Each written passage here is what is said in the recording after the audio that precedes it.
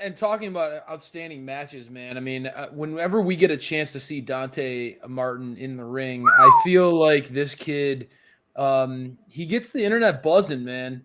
People are genuinely in awe of what they see when he's in the squared circle. And honestly, the ring can't contain his athleticism. It's that wild.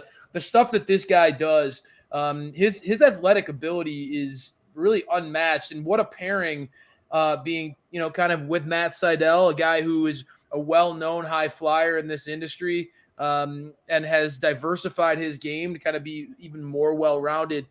Really digging that pairing. Got to see them go toe-to-toe with the Factory on Dark. And unfortunately for my guy QT Marshall, all right, where is guys? Dante is just on fire right now. This is a man who cannot be stopped, unless she's going toe-to-toe with Lee Johnson, apparently. Lee tagged himself in pretty aggressively on this one, and like right then and there, seeds were planted where it was like, all right, maybe there's a little dissension on within the Nightmare family over here, and we got to see that play out post-match. SPD, obviously the in-ring action. I know you're a Matt Sydal and Dante Martin fanboy right now. You're loving it. Tell me a little bit about what you thought about this in-ring match pairing before we get into the post-match Cody drama. The number one name obviously is Dante Martin. You have the ring filled with some great talent. No matter who is paired up, whether it be a tag match, multi-man match, 8-man match, when Dante Martin is featured, he will always be the standout.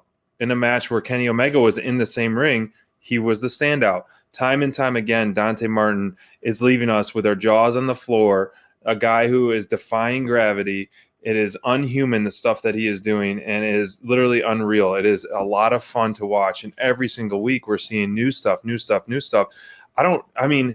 I could barely jump up a couple stairs, and I find myself a little athletic, let alone jump over a standing human being. I know. It's unbelievable, and it was great to have, give credit where credit is due. The commentary team was really giving the praises to Dante. I mean, this kid, which he still is a kid, a young man, is just absolutely incredible. I mean, to think of the stuff that he's going to accomplish in his career, if he can get a mentor like Sydal, which is, someone, a seasoned vet that is, kind of that same rough style, and get some stuff. But he's so polished in the ring. Dante Martin is unbelievable, man. And, unfortunately he fell to, Lee Johnson with that finisher, which was a pretty nice finisher in my opinion. But, even though we are talking about Dante so much, Arn Anderson, was the spotlight of this whole thing as well. I mean, he was spitting the truth, man. He was laying it into Cody. He was, laying it in, doesn't want losers. He doesn't coach losers and all that. And so this was one of the more heartfelt, passionate promos that I've ever seen Arn throw and talk about. And he's full of these heartfelt promos that are truth-telling promos. And, as we've seen AEW, but this was by far the most impactful one that I've seen him do. And then, Cody was, taking it as it is. He was taking those punches on the chin all match. We were getting the Cody sucks chant, and there was some turmoil developing. So where it goes from here, it's really hard to tell. But I mean, you made a great point. We were talking about this for a couple days. If Cody Rhodes, which it would be hard to see, but it would work, turning heel and then calling up his good friend QT Marshall and having the Factory as a little backup, and then QT Marshall and Cody Rhodes are leading the Factory. What if they kick Cody out of the Nightmare family? Even though he's the head honcho, what if they kick him out because they're sick of his shenanigans? His head's too big and all that stuff. And then he's kind of lost, and then QT kind of comes to his ex-best friend's aid, man. I mean, that would be some pretty impelling stuff. That's what I mean. I'm not gonna lie. I mean, I think maybe I'm a little tainted. I'm always thinking of how QT Marshall can make a feud better. but with them highlighting Dante Martin and Matt Sydal beating the Factory just the night before, and with some with seeing Cody kind of being alone again, QT, his old best friend. Planting those seeds. It would certainly be interesting anyway. But there is plenty of intrigue here without me fantasy booking a beautiful reunion between two former friends. Honestly, this match is the match was phenomenal in ring, and I think that you nailed it. The best thing that I think that you could emphasize here is, again, in a match where Dante Martin is in the ring with a living icon. You mentioned previously with Kenny Omega, but this one with Cody. For him to be the guy who's on the tip of your tongue speaks volumes about what this kid's doing. But incredible. The post-match promo, certainly interesting to see where it goes from here, right? For sure. We've heard it throughout this Malachi Black feud. Cody is not getting a very positive, warm reaction from fans. We've heard Cody countless times say he's not going to turn heel. He keeps laying that out there.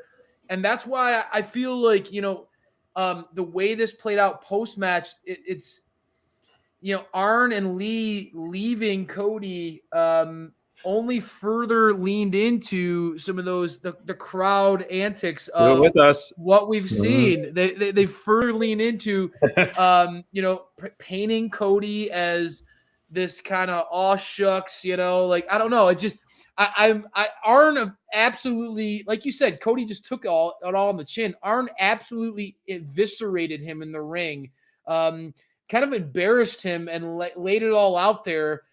Called Cody a loser, and kind of a shocking moment, and walked out. So for the first time, we're kind of seeing Cody, everything crumbling down around him. Sure. And Malachi Black somewhere has to be laughing to himself. A lot of people were predicting some surprise debuts here in Rochester, hints, and things like that. And in a card that was so successful, in my opinion, definitely not needed when you have that banger opening match and then obviously a title change and then the dedications to Mr. Brody Lee himself. Yes. I think it made sense not to do something like that, stretch it out a little bit if there are going to be some new additions. I mean, we are featuring a lot of our new additions on this show and other things, but man, it's going to be interesting what they do with Cody for sure.